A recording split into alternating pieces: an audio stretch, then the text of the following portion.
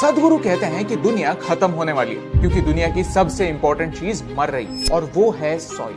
क्या बकवास है, सॉइल कैसे मर सकती है? सॉइल जिंदा थोड़ी है। बेशक सॉइल जिंदा होती है क्योंकि बस एक मुट्ठी सॉइल में 8 से 10 बिलियन जीव होते हैं। ये एक फैक्ट है। यानी पूरी दुनिया के ह्यूमन पॉपुलेशन से ज्यादा जीवन सिर्फ एक मुट्ठी सॉइल में, और इसी जीवन की वजह से हम गेहूं, चावल, फल, सब्जी सब उगाते हैं। और यही जीवन, यही माइक्रो ऑर्गेनिजम्स अब खत्म हो रहे हैं। लेकिन क्यों? यही जानने के लिए हमने सदगुरु से बात की। उनसे पूछा कि सेव सॉइल से हमें क्या फर्क पड़ता है। Every responsible scientist is pointing out, the UN agencies have clearly stated, we have only 60 to 80 harvests left in the planet. That means somewhere between 45 to 50 or 55 years.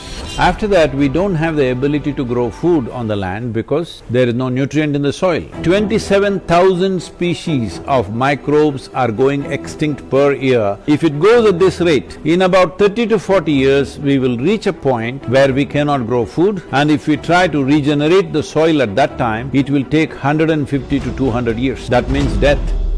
Soil एक non renewable natural resource है। Did you know, सिर्फ 1 centimetre top soil बनने के लिए 1000 साल तक लग सकते हैं और उसे खोने के लिए सिर्फ 1 घंटा ही काफी है। जोरों की बारिश जहां मिट्टी को पकड़े रखने के लिए पेड़ ना हो, सॉइल डिस्ट्रॉय कर देती है। पोल्यूशन, इंडस्ट्रियलाइजेशन, केमिकल्स, रीजन एक नहीं कई सारे हैं। हम खुद चाहकर भी सॉइल नहीं बना सकते। ये प्रोसेस नेचुरल है और इसमें टाइम लगता है। लेकिन पिछले कुछ सालों में हम सॉइल को जिस स्पीड से डिस्ट्रॉय कर रहे हैं, उस स्पीड से we don't have much time left. Because of industrial level of agriculture, where there is no organic input into the soil, the plant cannot get the nutrients that it wants without the help of the microbes, because those microbes are the basis of life on this planet. Soil is not dead material where you can throw some nitrogen, phosphorus, something and make it happen. It's a living entity. Interstellar movie आपने देखी होगी, वहां भी कुछ ऐसे ही problem को predict किया है, जहां हम एज ह्यूमंस इस मिट्टी को इतना डिस्ट्रॉय कर देते हैं कि कौन छोड़कर कुछ भी उगा ही नहीं पाते। यूएन कहता है कि हम हर 5 सेकंड्स में एक फुटबॉल के मैदान जितनी सॉइल डिस्ट्रॉय कर रहे हैं। इंडस्ट्रियल फार्मिंग, एक हद से ज्यादा केमिकल्स का इस्तेमाल, पोल्यूशन, वन बाय वन हम उसी चीज को मार रहे हैं जो हमें जीने का मौका देती है। पहले के जमाने में हम क्रॉप रोटेशन करते थे, जिससे सॉइल को रिकवर होने का मौका मिलता था, क्योंकि किसान स्मार्टली अपने क्रॉप सिलेक्ट करते थे। ऐसी क्रॉप्स की जोड़ी बनाते थे जो सेम न्यूट्रिएंट्स यूज ना करते हो, so that the soil doesn't get depleted at the same time, ताकि सॉइल को भी एक ब्रेक मिले, न्यूट्रिएंट्स रिप्लेनिश होने का मौका मिले। लेकिन अब मोनोक्रॉपिंग होती है और प्रॉफिट्स बढ़ाने के लिए सॉइल की बलि चढ़ती है। 2050 तक दुनिया का पॉपुलेशन 9 बिलियन तक पहुंचने वाला है। हमें आज से 1.5 गुना ज्यादा खाना लगने वाला है, लेकिन हमारे सॉइल की फर्टिलिटी कम हो रही। आने वाले बस 25 सालों में दुनिया में 30% कम खाना होने वाला है, यानी हर 10 में से 3 लोगों को भूखा सोना पड़ेगा, और इसीलिए हमें सॉइल को बचाने की जरूरत है। But today if we attempt this now if we take the necessary action by enshrining soil regeneration and ecological regeneration as a part of our national policies across the world, in 10 to 15 or maximum 20 years time, we can make a significant turnaround.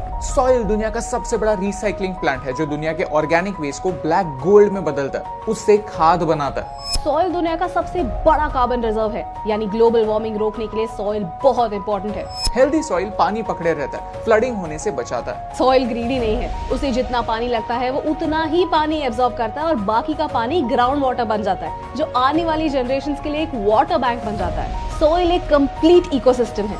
So I am 65 years of age and now I am riding 30,000 kilometers from London to Kaveri Basin. You know, 30,000 kilometers is not a joyride, but I am doing this because I want people to understand it's that urgent. लेकिन उससे क्या फर्क पड़ता है? इस सफर में सदगुरु दुनिया के उन तमाम इम्पोर्टेंट लीडर से मिलेंगे और उन्हें सॉइल का इम्पोर्टेंस समझाएंगे ताकि पॉलिसी लेवल पर चेंजेस आ सकें। People are saying, oh, why should you do this? I'm saying, why would you not do it? I'm asking. तो सदगुरु आपसे क्या चाहते हैं कि आप सॉइल के बारे में बात करें। #SaveSoil के साथ सॉइल के बारे में एक फैक्ट शेयर करें। From March 21st for 100 days, everybody should talk about soil for 100 days.